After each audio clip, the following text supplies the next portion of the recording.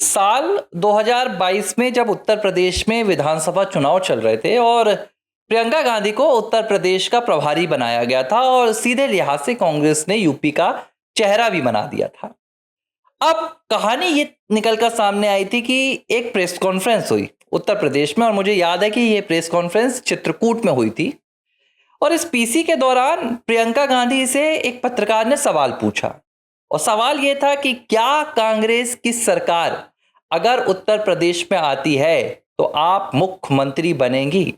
और इस सवाल के जवाब में प्रियंका गांधी के मन के अंदर की इच्छा बाहर आ गई थी।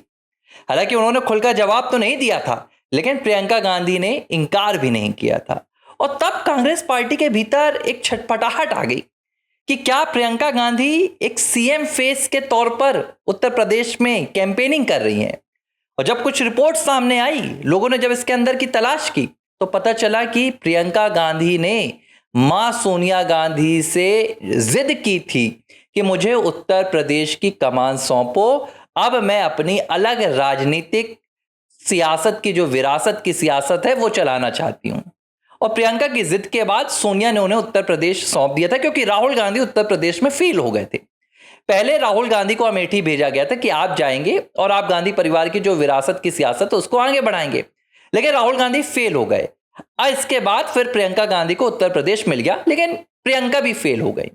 लेकिन इसके बावजूद प्रियंका गांधी ने हार नहीं मानी और प्रियंका गांधी ने कहा कि मुझे अब लोकसभा में भी जाना है। लेकिन तब प्रियंका गांधी को लोकसभा में जाने नहीं दिया गया था, ना तो इसकी कोई तैयारी थी।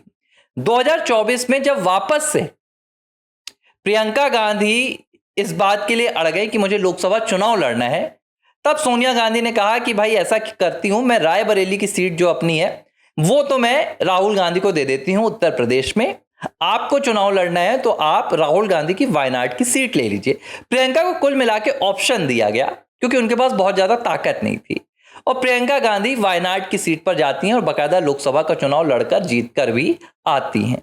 आज मैं आपको ये पुराने पन्नों की कहानी क्यों सुना रहा हूं, क्योंकि ये बात जो मैंने कुछ दिनों पहले एक चैनल में कही भी थी कि राहुल गांधी और प्रियंका गांधी के बीच में सब कुछ जो नजर आता है, जो तस्वीरें आती हैं, जितना प्यार दोनों के बीच में झलकता है, वैसा कुछ भी नहीं है। और दोनों के भीतर, परिवार के भीतर सियासत की जबरदस्त लड़ाई चल रही है, एक दूसरे के खिलाफ जबरदस्त तरीके से घेराबंदी चल रही है। और अब प्रियंका ने ऐसी ही एक घेराबंदी राहुल गांधी के खिलाफ कर दी है। बीते दिनों एक बड़ी अपडेट निकलकर सामने आई और यह अपडेट राहुल गांधी के लिए उससे भी बड़ी खतरनाक थी, डराने वाली थी, हिला देने वाली थी।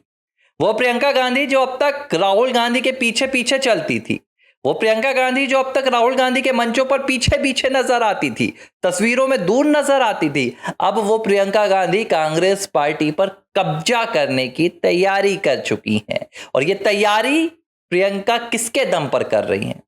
प्रियंका के पीछे कांग्रेस का कोई बहुत बड़ा नेता नहीं है, प्रियंका के साथ कोई उनके परिवार का सदस्य नहीं है कि सोनिया साथ आ गई या राहुल साथ आ गए, बल्कि प्रियंका ये तैयारी अपने बेटे रेहान वाड्रा के दम पर कर रही हैं, जो रेहान वाड्रा अब रेहान राजीव गांधी हो गए हैं। लीजिए भैया, एक बहुत बड़ी आपको अपडेट सुना रहा हूं। यह अपडेट तो आपने सुनी होगी कि रेहान का नाम बदल गया। प्रियंका ने बीते दिनों अपने बेटे का नामकरण कर दिया। नामकरण की परंपरा गांधी परिवार में लंबे अरसे से रही है। अब एक और नाम परिवर्तन हो गया है, यह है रेहान वाड्रा से रेहान राजीव गांधी। यानी कि अब जो प्रियंका के बेटे हैं वो अपने नाम के साथ पिता का सरनेम या पिता का नाम नहीं जोड़ेंगे। रॉबर्ट वाड्रा गए घुइयां के तेल में, अब नाम जुड़ेगा राजीव गांधी का, क्योंकि प्रियंका ने तय कर लिया है कि पिता राजीव गांधी की विरासत की सियासत पर अब राहुल गांधी का अधिकार नहीं होगा। अब उस विरासत की सियासत पर प्रियंका का सिक्का चलेगा और यह सिक्का उनके बेटे रेहान वाड्रा के दम पर चलेगा। थोड़ी सी तैयारी करनी होगी, थोड़ा वक्त अभी बाकी है, लेकिन 29 तक ये कहानी सेट करने की कोशिश प्रियंका कर रही हैं। अभी रेहान वाड्रा 25 साल के हैं, 2029 तक वो 29 साल के हो जाएंगे और प्रियंका पूरी कोशिश कर रही है कि भाई राहुल गांधी जिस लिहाज से 90 से ज्यादा चुनाव हार चुके हैं पिछले 10 से 11 सालों में, कांग्रेस पार्टी के भीतर उनकी सुनवाई नहीं हो रही है, तो वो अपने बेटे की एंट्री कांग्रेस के कमान सौंपने के लिहाज से करवाना चाहती है कि अब जो राहुल के हाथों में सोनिया ने कमान दी थी वो अब मेरे बेटे के हाथों में दो, जिस लिहाज से सोनिया गांधी राज करती थी। कैसे? सत्ता जब थी कांग्रेस की, मनमोहन सिंह थे जब प्रधानमंत्री, वैसा ही ख्वाब अब प्रियंका गांधी देख रही हैं कि राज पार्टी में करेगा मेरा बेटा और मैं बनूंगी सुपर मॉम। यानी कि अगर रेहान वाड्रा राजनीति में कुछ कर जाता है कांग्रेस पार्टी की, मतलब एक लिहाज से उदाहरण, ऐसी बातें तो अब बोलने में मुझे हिचकिचाहट होती कि ऐसा कभी होगा भी, लेकिन कुछ हो जाता है तो ये प्रियंका ने तय कर लिया है कि अब राहुल के हाथों में कुछ नहीं रहेगा। यानी कि गांधी परिवार के भीतर जो इंदिरा गांधी ने साल 1967 नवंबर 9 के दिन किया था, अब वही काम प्रियंका गांधी बहुत जल्द करने वाली हैं और कांग्रेस को दो टुकड़ों में बांटने वाली हैं।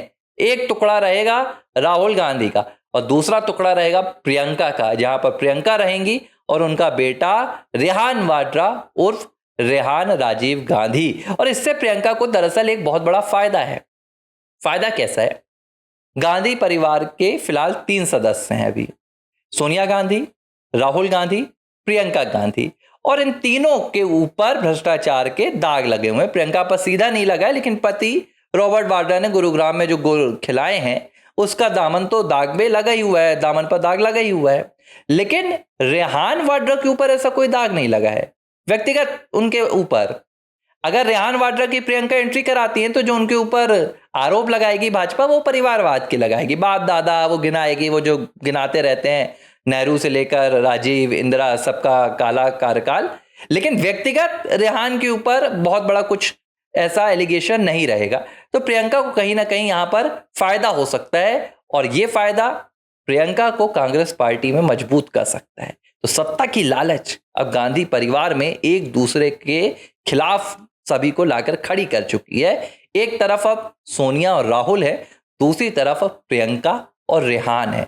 इस लड़ाई में और क्या होगा वो मैं नहीं बताऊंगा, लेकिन एक चीज जो होगी वो ये होगी कि कांग्रेस का असली चेहरा सामने आ जाएगा कि ना तो ये बाप के हैं, ना ये बेटे के हैं, ना ये मां के हैं, ये सिर्फ सत्ता के और सत्ता के लालची है।